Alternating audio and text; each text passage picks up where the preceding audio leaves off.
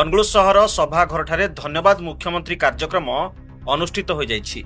BJP କୃଷକ ମୋର୍ଚ୍ଚା ତରଫରୁ ଜିଲ୍ଲା କୃଷକ ମୋର୍ଚ୍ଚା ସଭାପତି ବିଜୟ ମାଝୀଙ୍କ ଅଧ୍ୟକ୍ଷତାରେ ଅନୁଷ୍ଠିତ ଉକ୍ତ କାର୍ଯ୍ୟକ୍ରମରେ ରାଜ୍ୟ ଖାଉଟି କଲ୍ୟାଣ ଓ ଖାଦ୍ୟ ଯୋଗାଣ ମନ୍ତ୍ରୀ କୃଷ୍ଣଚନ୍ଦ୍ର ପାତ୍ର ଯୋଗଦେଇ ରାଜ୍ୟରେ 24 ବର୍ଷ ଧରିଥିବା ବିଜେଡି ସରକାରଙ୍କୁ କଡ଼ା ସମାଲୋଚନା କରିବା ସହିତ ସ୍ଥାଣୁ ଅପାରଗ ସରକାରକୁ ଓଡ଼ିଶାର ଜନସାଧାରଣ ବଦଳାଇ ଡବଲ ଇଞ୍ଜିନ୍ ସରକାର ଆଣିବା ପରେ ଆଜି ସମସ୍ତ କ୍ଷେତ୍ରରେ ବିକାଶ ଚାଲୁ ରହିଛି ବୋଲି କହିଛନ୍ତି। ରାଜ୍ୟରେ ମୋହନ ଚରଣ ମାଝୀଙ୍କ ନେତୃତ୍ୱରେ ଲୋକଙ୍କ ସରକାର ଆଜି ମହିଳା, ଯୁବକ, ଶ୍ରମିକ ଓ କୃଷକମାନଙ୍କର ସାମଗ୍ରିକ ବିକାଶ ପାଇଁ କାର୍ଯ୍ୟ କରୁଛି। ନିର୍ବାଚନ ସମୟରେ ଦେଇଥିବା ପ୍ରତିଶ୍ରୁତି ପୂରଣ ହେବାରେ ଲାଗିଛି। ଧାନର ସର୍ବନିମ୍ନ ସହାୟକ ମୂଲ୍ୟ 3100 ଟଙ୍କା ଚାଷୀମାନଙ୍କୁ ଦିଆଯାଇଛି। ବିକଶିତ ଓଡ଼ିଶା ଗଠନ ପାଇଁ ମୁଖ୍ୟମନ୍ତ୍ରୀ ମୋହନ ଚରଣ ମାଝୀ ଅହରହ ପରିଶ୍ରମ କରୁଛନ୍ତି। ତାଙ୍କୁ ଯେତେ ଧନ୍ୟବାଦ ଦେଲେ ମଧ୍ୟ କମ୍ ହେବ ବୋଲି ମନ୍ତ୍ରୀ ଶ୍ରୀଯୁକ୍ତ ପାତ୍ର ପ୍ରକାଶ କରିଥିଲେ। କୃଷକ ମୋର୍ଚ୍ଚା ରାଜ୍ୟ ସଭାପତି ମହେଶ୍ୱର ସାହୁ ଯୋଗଦେଇ କୃଷକମାନଙ୍କର ସମସ୍ୟାକୁ ସବୁ କ୍ଷେତ୍ରରେ ହୃଦୟଙ୍ଗମ କରି ଯେଉଁଭଳି ଭାବେ ସମାଧାନ କରାଯାଇଛି ସେଥିପାଇଁ ମୁଖ୍ୟମନ୍ତ୍ରୀଙ୍କୁ ଧନ୍ୟବାଦ ବୋଲି ପ୍ରକାଶ କରିଥିଲେ।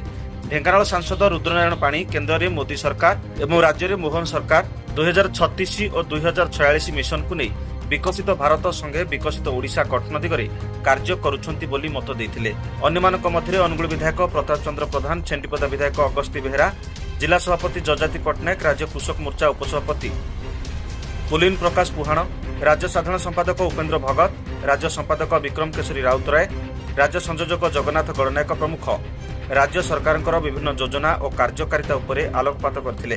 ପ୍ରାକ୍ତନ ଜିଲ୍ଲା ସଭାପତି ଦିଲେଶ୍ୱର ପ୍ରଧାନ ଧନ୍ୟବାଦ ଅର୍ପଣ କରିଥିଲେ। ବିଜେପିର ଜିଲ୍ଲାର ସମସ୍ତ ପଦାଧିକାରୀଙ୍କ ସମେତ ଶତାଧିକ ଜନସାଧାରଣ ଉପସ୍ଥିତ ଥିଲେ। ଅନୁଗୁଳରୁ ନିହାରଞ୍ଜନ ପଟ୍ଟନାୟକଙ୍କ report, dreams rider news. Angul ଜିଲ୍ଲାର କୃଷକ ଭାଇ ମାନେ ଏକାଠି ହେଇଥିଲେ।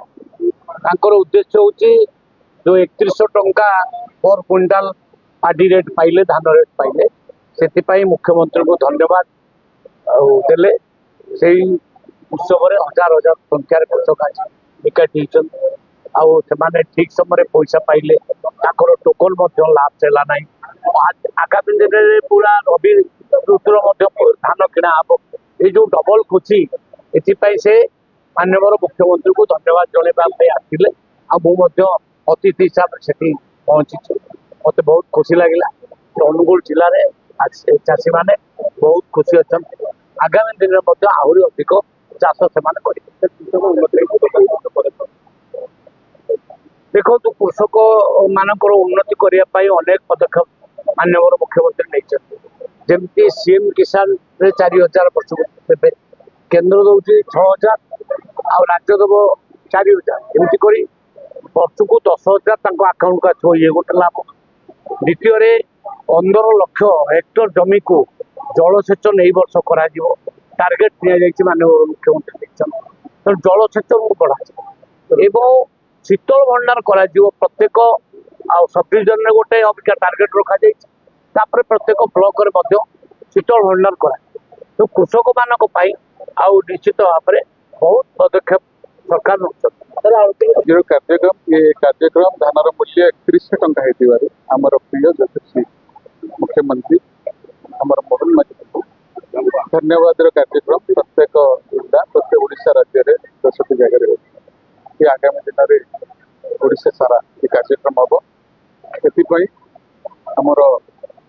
हमर यशस्वी मंत्री धर्मेंद्र प्रधान, हमर यशस्वी मुख्यमंत्री मोहन माझी जी, आम राज्यर कृषक मोर्चा सभापति महेश्वर जी एवं आम राज्यर सप्लाई मिनिस्टर कृष्ण पात्र जी, समस्त की धन्यवाद दि जाऊँगी।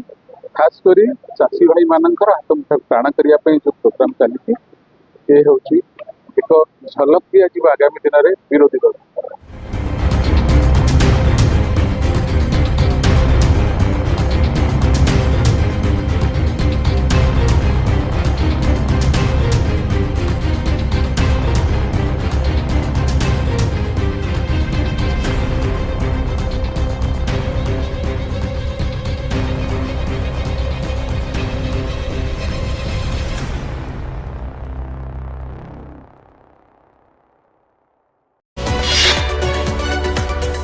आम सह प्रतिदिन जोड़ी होई रहिबा पई आम चैनल को लाइक, शेयर, सब्सक्राइब एवं फॉलो करंतु।